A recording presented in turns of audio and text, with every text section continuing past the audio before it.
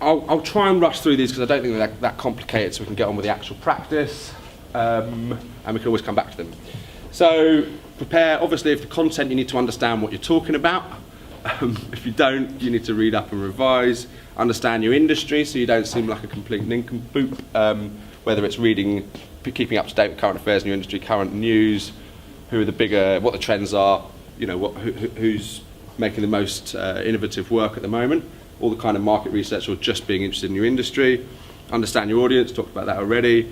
And make sure you've got supporting evidence. If you're presenting your portfolio, make sure you can send that, you know, give them your portfolio afterwards. Don't make stuff up and say something's finished if it's not, because you just, you know, again, you might undermine yourself and people, you'll lose trust if they find you out. So always have evidence to back up what you're saying, whether it's work, websites, and be ready to give it. Have it in a format that's ready to deliver straight away after.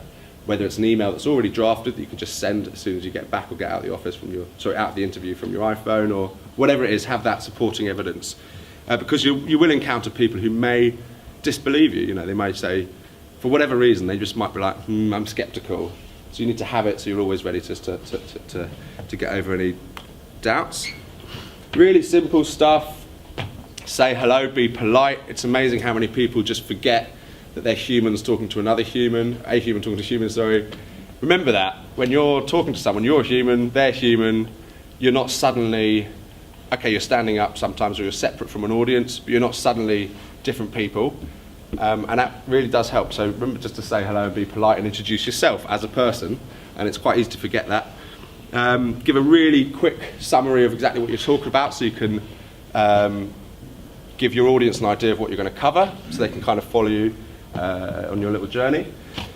Obviously, explain, justify your ideas. Keep it as succinct as possible. If you find yourself rambling, then you might need to do more work in making that offer as concisely communicated as possible. Obviously, tweak it as required for the audience. Again, find out, are they technical, are they creative, are they financial?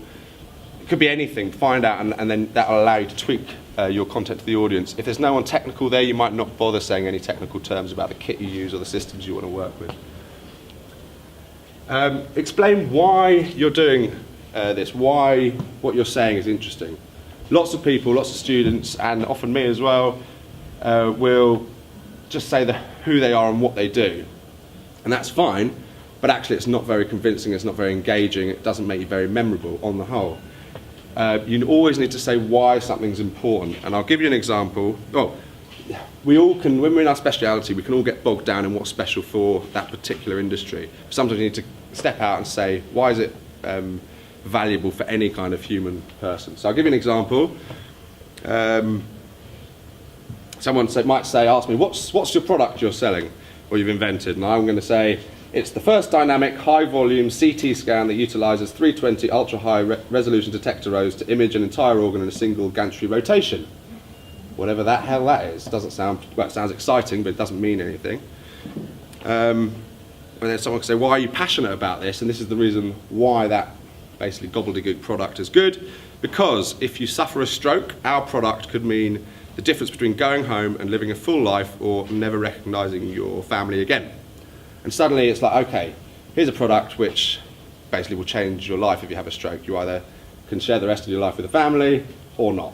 And suddenly it's got a reason for actually being. I'm sure your advertisers, I hope that sounds like a reasonable argument. So always put the why, because it helps us understand the purpose of bothering. All the technical terms, all the achievements you've done, fine, but there always should be a real human why that anyone can understand. And like all of these things, make sure you demonstrate why it's different to other offers, why you're different, USPs, expertise, whatever it is. Obviously, if you can't understand the content, it's useless, so make sure it's understandable. Again, that's knowing your audience, knowing your own content, knowing yourself. Practice, it's fairly obvious, but make sure it's understandable. Again, make sure you put in whys. Don't just say whats and hows. Why does it matter? Why am I doing this? Why does it make sense? In terms of persuasion, as I said, there's a book, the book How to Sell is Human. It's worth looking at because there's loads of different ways. One's going to feel more natural to you, so you should probably use that. Generally, you want people to trust you, obviously, and that's how they can be persuaded. But the other thing is to know about their world, their buying process, the way they operate. So these are questions that are more for a sales or when you're selling your work, but they can be tweaked for a job interview, for presenting, pitching, for your preparation. You can either be thinking about these before, or have these kind of questions ready to ask. So for instance, if you're selling something, you need to know what alternatives they're considering. If you're going for a job interview, it'd be nice to know how many candidates they're interviewing, right? So you can get a better idea of where you are in the process, how likely you are to succeed. When will they get back to you about the work? When do they want the work delivered? When's the sign-off? When are you is there other stages of interviews?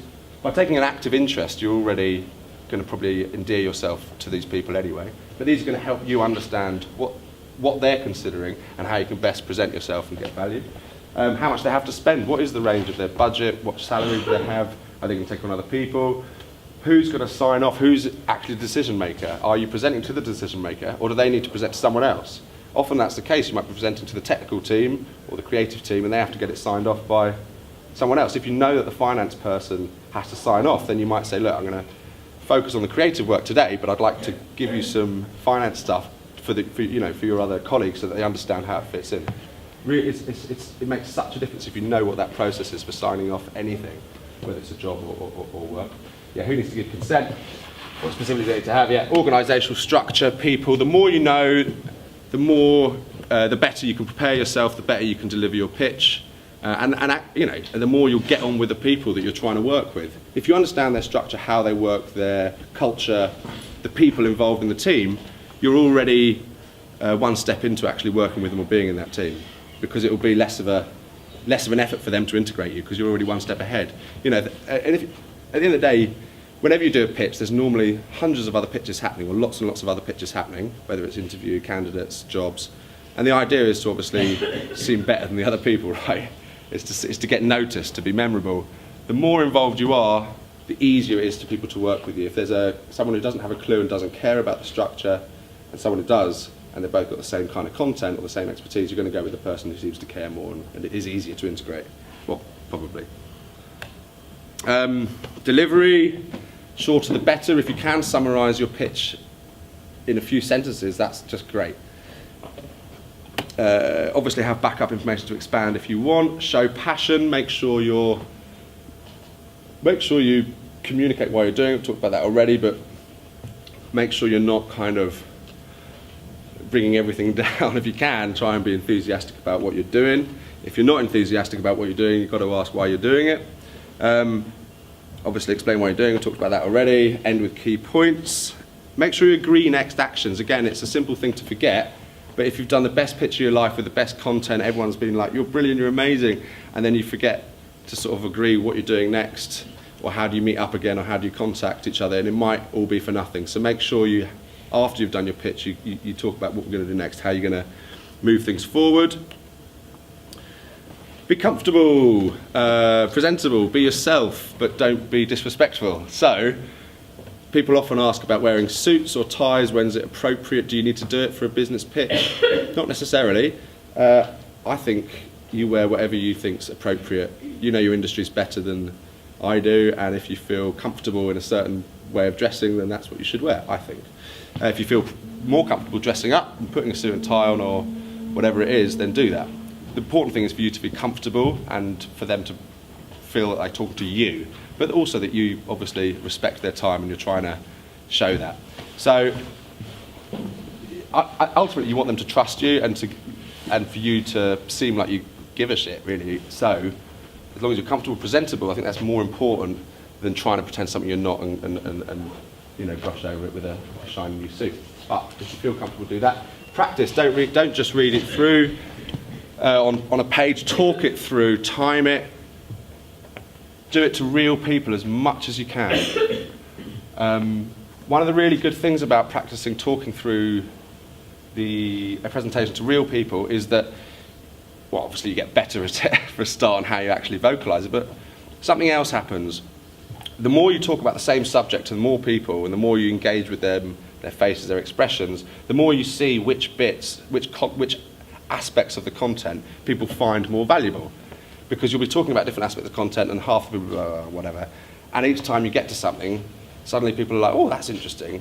So again, at the London Design Festival, I was doing pictures, for 4 days, every all the time, basically. And I had a load of aspects about the products that I knew and I liked, but it turns out that the things that most people liked were an aspect I didn't think was that important. How, you know, it was to do with the manufacture process, but it was part of the design, but I didn't value it. It just happened every time I mentioned it, people were like, ooh, ooh, and suddenly you think that that's actually much more valuable for a product. And so I have to now redo the copy, redo the photo shoots, and to bring that up. So by watching people and how they react to your own content and delivery, you can educate yourself about what's actually more important, because the things you value about your work might not be the things that other people value. The other thing you can do when you're practicing is notice when you get excited about your work. So you might think rationally, I love this piece of work, and that's my best piece of work, but you might find you get much more excited about a different one. And when I say excited, I mean suddenly you find you've got loads to talk about a piece of work because you're excited about it. So be aware when you're talking about your different projects, which ones actually make you feel more passionate, and you know, bring them to the fore if, to demonstrate that passion. Yeah, speak clearly, face to face, all straightforward stuff. Remember, you know, again, they're human, you're talking to people, with people. Don't just look at your screen and talk. Don't just talk to the wall. So just remember, you know, you are having a conversation. Okay, it's a different format. There's normally more people. They might have more experience than you or whatever, but you're still humans, right? Be assertive. This comes with practice and confidence. It's very easy to say, particularly in your situation, if you haven't done that many projects, oh, I'd like to do that, I think this might work, maybe I'll do that at some point, or that'd be nice. You've got to try and say, this is what I've done, this is what I'm good, this is what I like, this is what I'm going to do, this is the value I'm going to bring. It's not always, well, it's not always easy, but it's what you should do. If you start umming and ahhing, if you start giving a bit of, what's the word? If you're not sure of yourself, essentially, it can come across and that can undermine some of your work again. Just by practicing, you'll eliminate that. It's not about lying, it's not about tricking, it's just about being assertive and being sure about what you're talking about and why it's valuable. Yeah, this is what we do, this is who I am, this is the way it is.